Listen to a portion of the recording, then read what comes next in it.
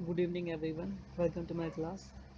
आज class 10 chapter 3 का pair of linear equation in two variables का सेक्शन 3.2 करने जा रहे हैं, जिसमें हम ग्राफिकली मेथड से linear equation in two variables को सॉल्व करेंगे। उससे पहले ये देख लेते हैं मेथड्स कितने हैं हमारे पास सॉल्व करने के लिए। तो आज का टॉपिक है ग्राफिकल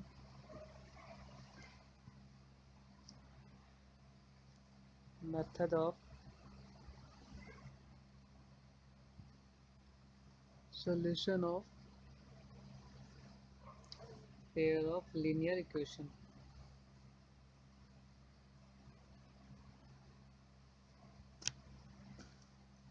सो ग्राफिकली हमने देखा है कि दो पेयर जो है लीनियर पेयर वो या तो इंटरसेक्ट करेगी या एक दूसरे के पैरेलल होगी या कोइंसाइड करेगी।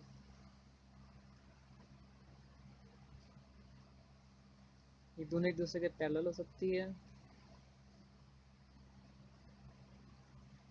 या इंटरसेक्ट करेगी किसी एक पॉइंट पर, या फिर कोइंसिडेंट होंगी, मीन्स एक दूसरे पर कोइंसाइड करेगी।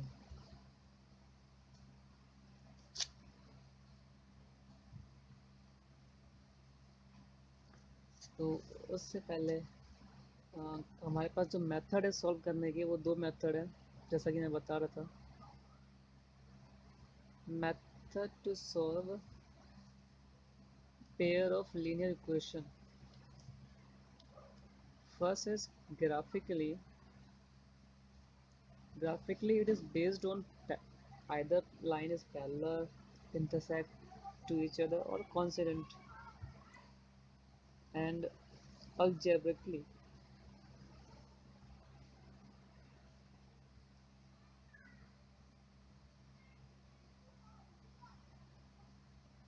algebraic method. In algebraic method, there is four method. Sorry, there is three method. One is substitution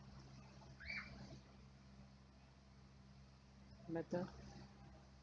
Third, मैंने फोर्थ इसलिए कहा था कि फोर्थ जो है हम इसमें काउंट नहीं करते हैं, क्योंकि वो equation is reducible to a pair of linear equation आ जाता है। दूसरी इक्वेशन को बस लाइक एक्स बाई टू या टू बाई एक्स की फॉर्म में है, तो उसको रिड्यूस करते हैं, इसलिए उसको काउंट नहीं किया। तो हमारे पास तीन अलजेब्रिक मेथड है। सब्स्टिट्यूशन हो गया, एलिमिनेशन हो गया, और थर्ड है हमारे पास क्रॉस मल्टीप्लिकेशन।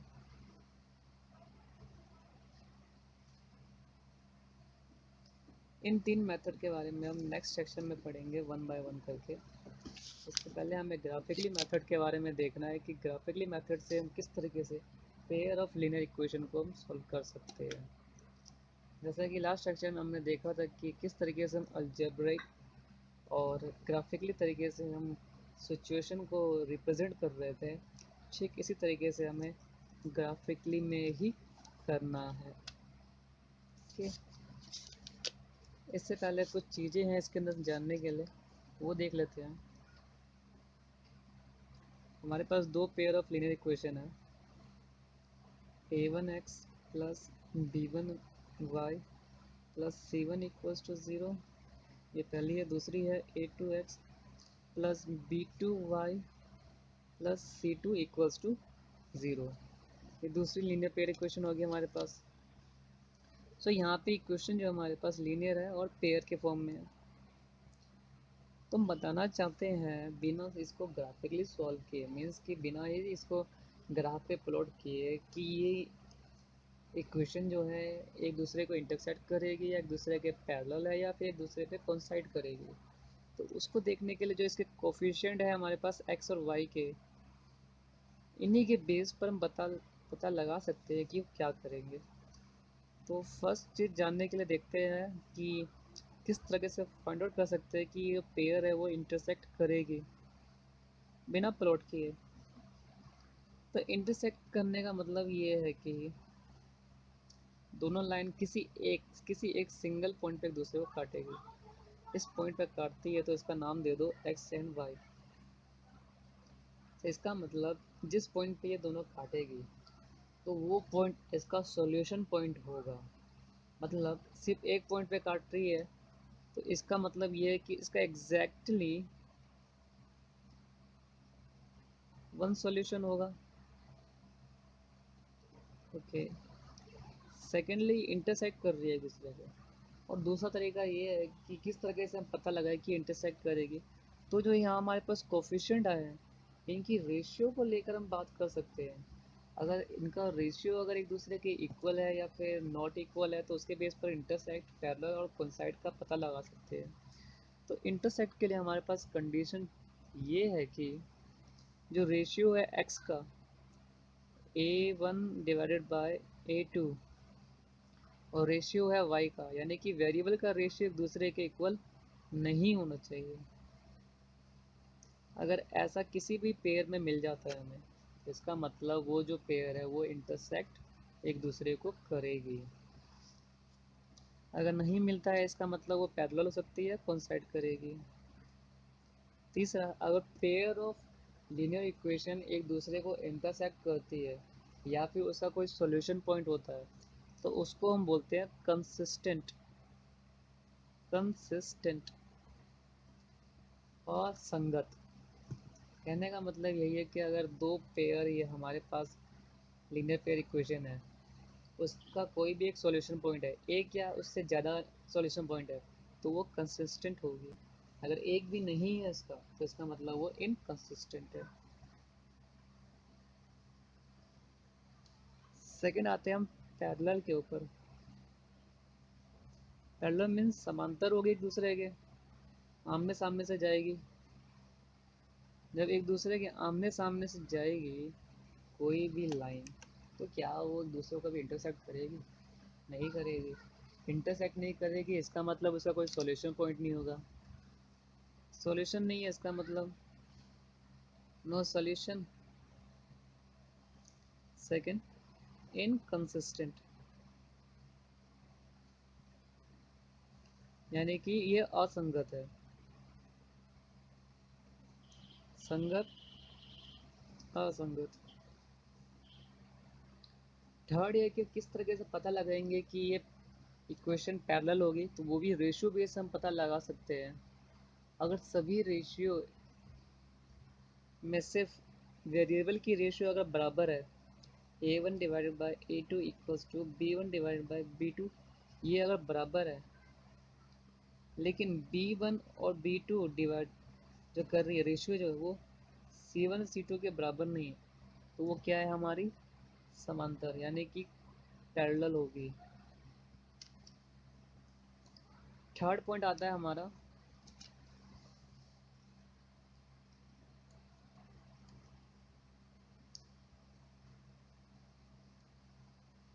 कोइंसाइड और कोइंसिडेंट।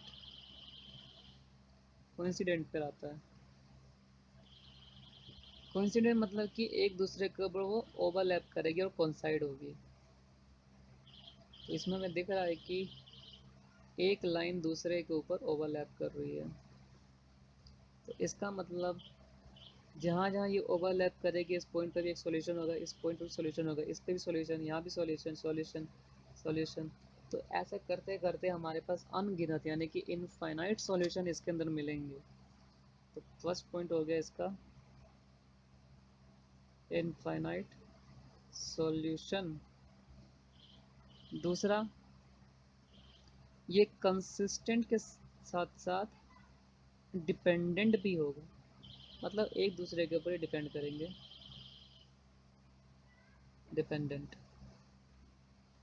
और तीसरा, कैसे पता लगाए कि ये कोइंसिडेंट है विदाउट सॉल्विंग?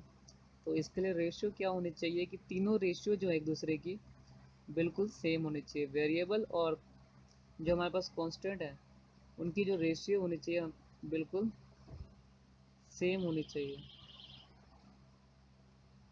अगर ऐसा है तो हम ये कहेंगे कि वो दोनों पेयर जो है वो क्या है, कोइंसिडेंट है।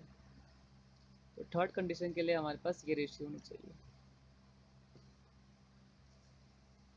तो इसी के साथ इस चीज़ों को ट्राई करने के लिए हम एक्सरसाइज के क्वेश्चन पे आते हैं, देखते हैं कि ये चीज़ें किस तरीके से उस पर वर्कआउट की जा सकती है।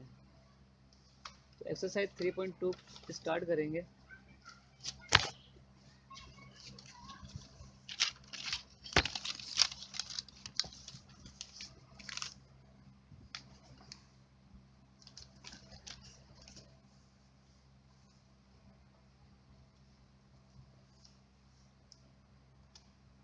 एक्सरसाइज 3.2 क्वेश्चन नंबर 1 का first part. From the pair of linear equation in the flowing problems and the find their solution graphically.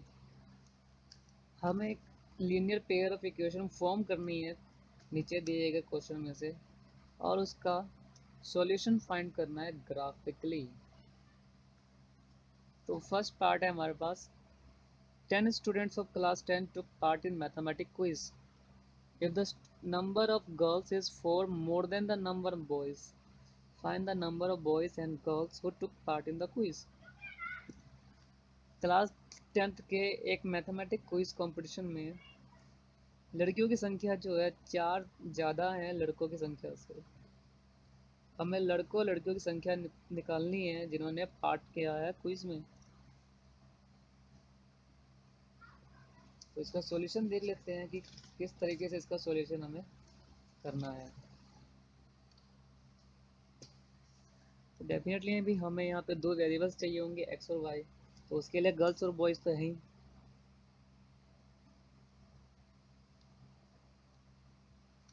Let the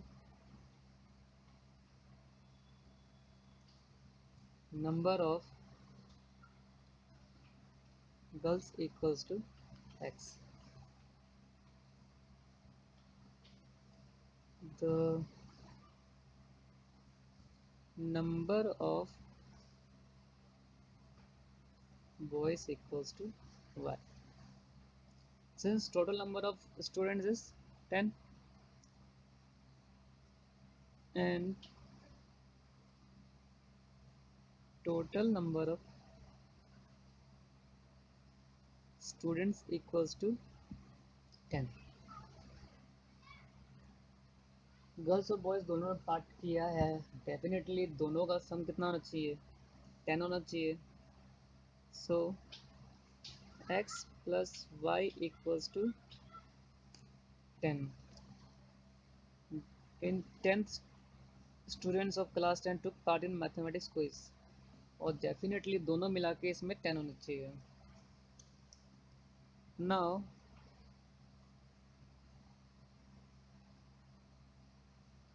as per question आते हैं, हमें यहाँ बोला गया था if the number of girls is 4 more than number of boys, तो इसके लिए भी एक क्वेश्चन हमें बनानी पड़ेगी।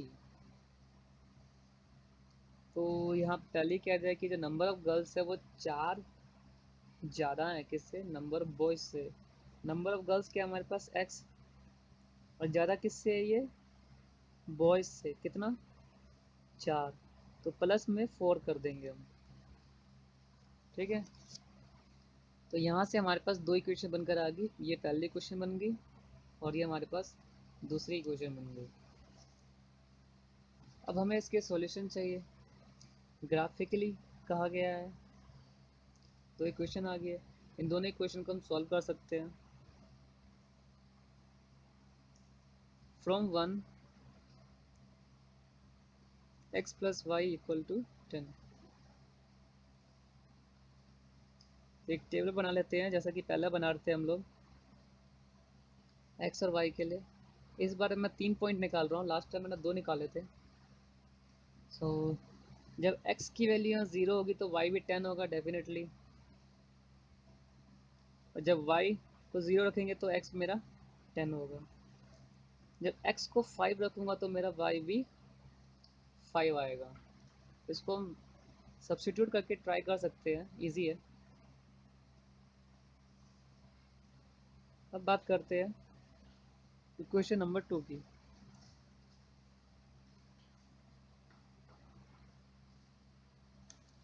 क्वेश्चन नंबर 2 हमारे पास गिवन है x equals to y plus 4। तो यहाँ से भी हम टेबल बना लेते हैं x और y की। जब x को यहाँ 0 पुट करूँ तो y में बस माइनस का 4 आएगा। माइनस का 4 लेना एक हेडेक ही है, तो इससे अच्छा है इसको थोड़ा चेंज कर लेते हैं। एट x इक्वल्स टू 5 तो y मेरे पास आ जाएगा 1। y को अगर 0 करता हूँ तो x मेरे पास आता है 4। x को अगर 3 पुट करता हूँ तो y मेरे पास आता है माइनस का 1। अब इसका ग्राफ ड्रॉ करते हैं।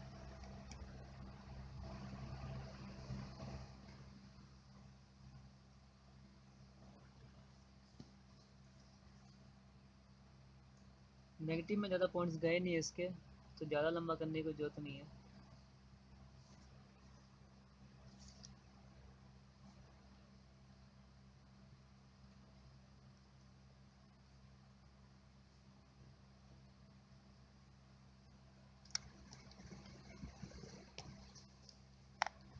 तो ये आ गया हमारे पास ग्राफ का स्ट्रक्चर। ये गया 0, ये रहा -1। इसको 10 पार्ट में डिवाइड कर लेते हैं।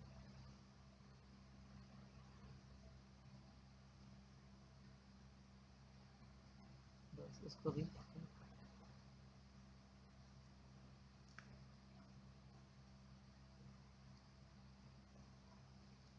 10, ये रहा 10, 9, 8, 7, 6, 5, 4, 3, 2, 1, 1, 2, 3, 4, 5, 6, 7, 8, 9, 10। तो पहले क्वेश्चन से जब x को 0 रखा गया तो y हमारे पास कितना आया 10। तो ये आ गया 0,10। और जब x को 10 रखा गया तो y कितना रहा हमारा 0। जब x को 5 रखा गया तो y भी हमारा कितना आया 5।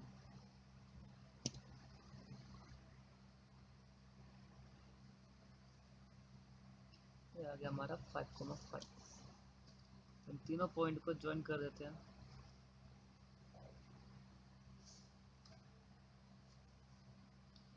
तो हमारे पास ये ग्राफ आया किसका, x plus y equals to 10, जो कि पहली इक्वेशन थी। दूसरी क्वेश्चन पे आते हैं जो x equals to y plus 4 हमें मिला था, ये वाली। तो इसमें जब हमने x को 5 रखा तो y हमें मिला 1। ये आ गया हमारे पास 5,1। जब x को 4 रखा और तब हमारे पास y कितना रहा 0। तो ये आ गया हमारे पास 4,0। जब x को 3 रखा तब हमारे पास y कितना आया -1। तो ये आ गया हमारे पास 3, -1। तो तीनों पॉइंट हमारे पास यहाँ आ चुके हैं। तो इसके लिए एक लाइन ड्रॉ कर लेते हैं। तो ये हमारे पास एक लाइन आ गई जो बनी हमारे पास क्या, x minus y equals to 4 की इक्वेशन। तो हमारा इस क्वेश्चन का ग्राफ बन के आ चुका है। यहाँ मैं निकाल रहा था नंबर ऑफ बॉयज़ कितनी होगी और नंबर ऑफ गर्ल्स कितनी है जिन्होंने मैथमेटिक्स क्विज में पार्ट किया है। तो देख सकते हैं दोनों ग्राफ जो है एक पॉइंट पे इंटरसेक्ट कर रहे हैं। वो पॉइंट ऑफ इंटरसेक्शन क्या है, ये। और हमने नंबर ऑफ गर्ल्स को x माना था और नंबर ऑफ बॉयज़ को y माना था। यानी कि ये x एक्सिस जो है वो गर्ल्स की संख्या बता रही है और जो y एक्सिस है ये हमें बता रहा है number of boys.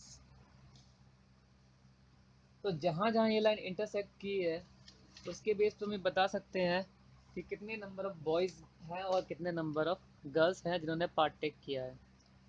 So graphically जहाँ ये इंटरसेक्ट कर रही है इसके नीचे वाली एक्सिस पे हमारा 7 आ रहा है, राइट। ये 7 पे इंटरसेक्ट कर रही है और वाई एक्सिस पे ये 3 को कर रही है। इसका मतलब है number of girls equals to 7 and number of boys equals to 3 जिन्होंने पार्ट किया है। अब बॉयज़ नंबर ऑफ गर्ल्स की जो संख्या थी बॉयज़ से में 4 ज़्यादा थी, तो यहाँ हम वेरीफाई कर सकते हैं। 7 को लिख सकते हैं 4 प्लस 3 और 3 हमारा क्या है, बॉयज़ की संख्या। तो इसका मतलब हमने जो आंसर निकाला है ये बिल्कुल सही है। अब आते हैं क्वेश्चन नंबर 1 के दूसरे पार्ट पर, जहाँ 5 पेंसिल और 7 पेन का जो प्राइस है 50 रुपये है, वहीं 7 पेंसिल और 5 पेन का प्राइस जो है 46 रुपये है। तो हमें यहाँ अब एक पेंसिल और एक पेन का प्राइस निकालना है, तो ये भी सॉल्यूशन कर लेते हैं। लेट इस पे भी हम लोग जो है कॉस्ट ऑफ पेन और पेंसिल हुई एक्स और वाई लेट कर लेते हैं। Cost of pen equals to y, cost of pencil equals to x. So as per question 5 pencil यानी कि 5x प्लस 7 पेन यानी कि 7y का जो प्राइस है वो है 50 रुपीज़ एंड 7 पेंसिल यानी 7x प्लस 5 पेन यानी कि 5y का प्राइस है 46 रुपीज़। यहाँ से हमें दो लीनियर पेयर मिल गया है, यानी कि लीनियर इक्वेशन मिल चुकी है दो। अब इनके बेस पे हम इनका ग्राफिकली रिप्रेजेंट करके सॉल्यूशन फाइंड कर सकते हैं। So from equation 1 5x plus 7y equals to 50, यहाँ से x की वैल्यू निकाल लेते हैं। x equals to 50 minus 7y divided by 5, ये आ जाएगी हमारे पास टेबल जिसमें x और y की वैल्यू होगी। इसके लिए भी तीन वैल्यू निकाल लेते हैं x y।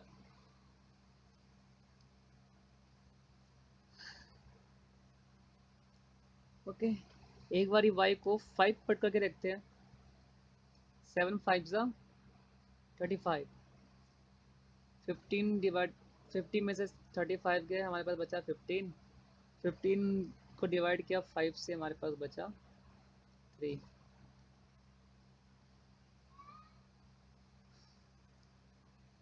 y को अब 0 रखते हैं तो हमारे पास आ जाएगा x वैल्यू 10। x को 0 रखेंगे तो ये कॉम्प्लिकेटेड हो जाएगा, तो x को 0 नहीं रखते हैं, तो x को रखते हैं -4।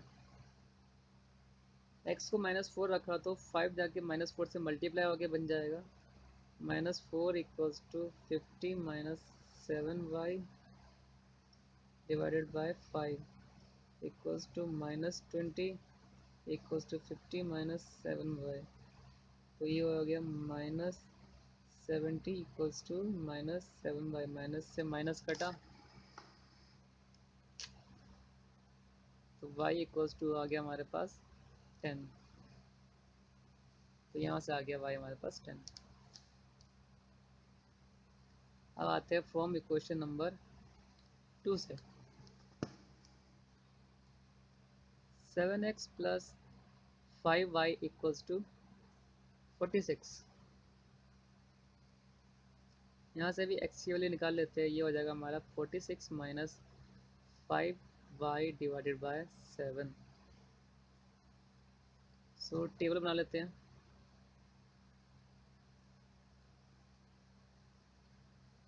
यहाँ y की वैल्यू रखते हैं -2,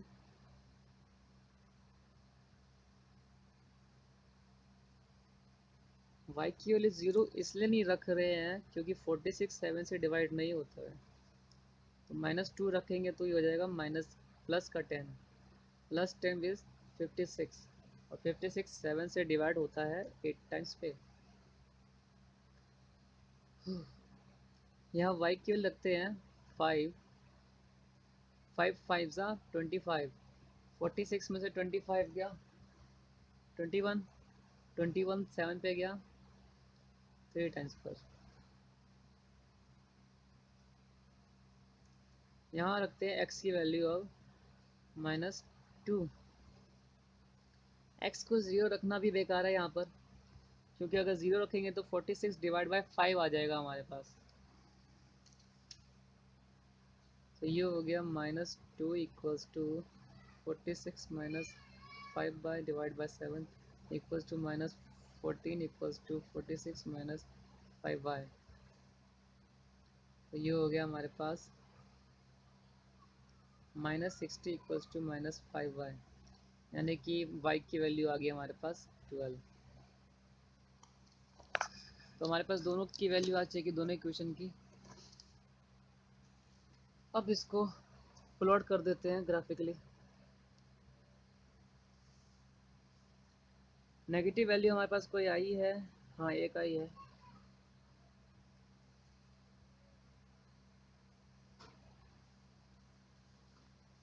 y की नेगेटिव वैल्यू आई है हमारे पास।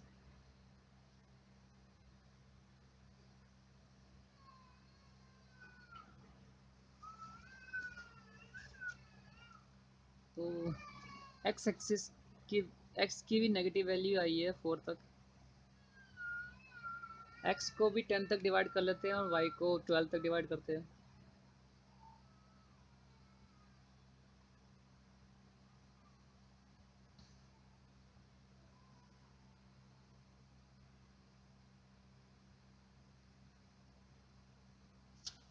मेरा 0 -1 -2 -3 -4।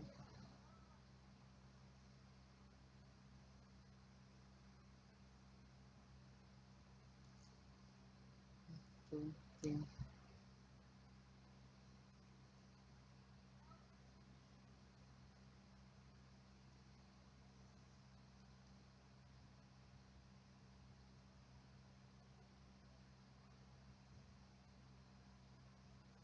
2 1। अब फ्रॉम इक्वेशन 1 से इसकी प्लॉटिंग करते हैं। x की वैल्यू 3 और y की वैल्यू 5।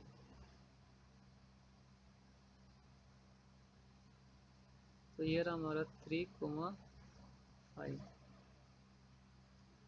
x की वैल्यू 10, तो y हमारे पास क्या है 0।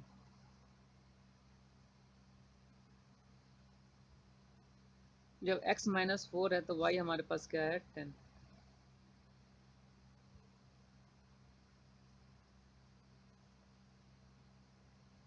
ये आ गया -4,10। अब इन तीन पॉइंट्स को मिला देते हैं।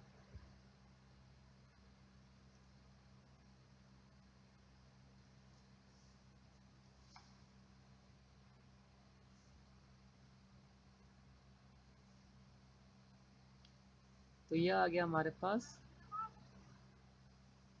5x plus 7y equals to 50 का ग्राफ। दूसरी इक्वेशन को भी प्लॉट कर देते हैं। जब x की वैल्यू 8 है तो y कितना है उस केस में -2।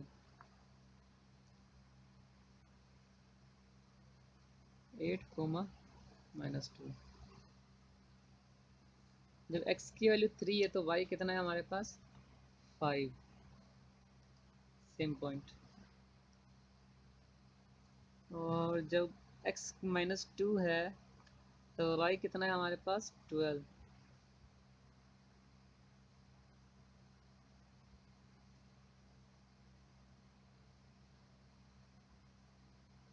ये -2 और 12 का पॉइंट आ गया। इन तीनों पॉइंट को मिला देते हैं।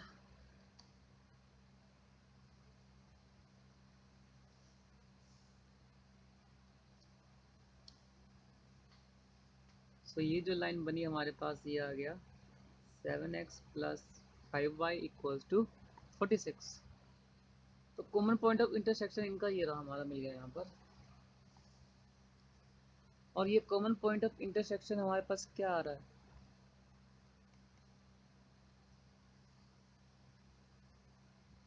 3,5।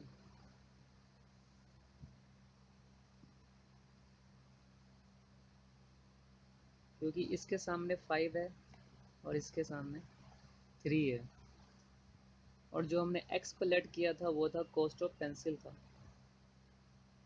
ये था हमारा कॉस्ट ऑफ पेंसिल। और y एक्सिस को हमने लेट किया था कॉस्ट ऑफ पेन। देयरफॉर इनके पॉइंट ऑफ इंटरसेक्शन से cost of 1 pencil equals to 3 rupees, cost of 1 pen equals to 5 rupees. तो ये इस क्वेश्चन का सॉल्यूशन हो गया। Question number 2. On comparing the ratio A1 by A2, B1 by B2 and C1 by T2, find out whether the lines representing the following pairs of linear equation intersect at a point, are parallel or coincident. हमें linear pair दे रखे हैं 3 यहाँ पर, इनके ratio, variable के ratio और constant के ratio compare करके पता लगाना है कि वो पेयर जो है लीनियर पेयर वो इंटरसेक्ट कर रही है किसी पॉइंट पे, या एक दूसरे के पैरेलल है, या एक दूसरे पे कोइंसाइड कर रही है। तो जैसा कि हमने स्टार्टिंग में देखा था कि किस किस तरह से इनके रेशियो में पता लगाएगा कि ये इंटरसेक्ट करती है, पैरेलल है या कोइंसिडेंट है। तो चेक करते हैं इसी के थ्रू। Solution first part, 5x minus 4y plus 8 equals to 0, 7x plus 6y minus 9 equals to 0। तो हमें ये चेक करना है कि ये इंटरसेक्ट करती है, पैरेलल है या कोइंसिडेंट है। कंपेयर विद, जनरल फॉर्म हमें पता है लीनियर पेयर की, उससे कंपेयर करते हैं इस लीनियर पेयर को ताकि हमें a1 a2 a3 की वैल्यू निकल जाए।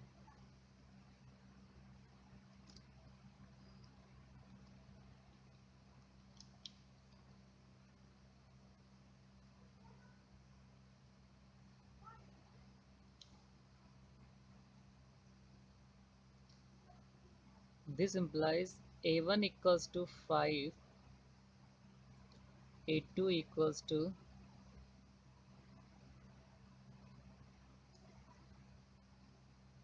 7, b1 equals to minus 4, b2 equals to 6,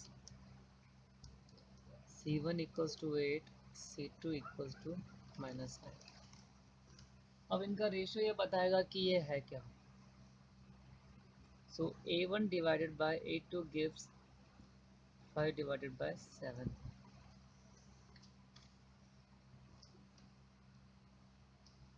b1 divided by b2 gives minus 4 by 6,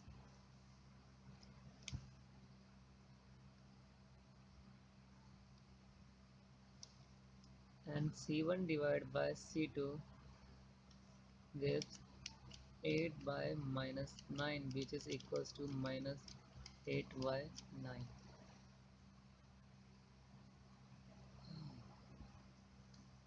तो यहाँ से हमें देख कर क्या मिलता है, कुछ भी नहीं। मीन्स दिस इम्प्लाइज ये रेशियो इसके इक्वल नहीं है, ये रेशियो इसके इक्वल नहीं है। सो ये कह सकते हैं हम a1 by a2 is not equals to b1 by b2, therefore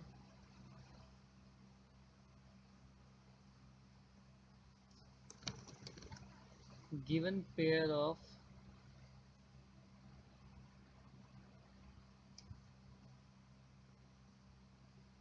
linear equation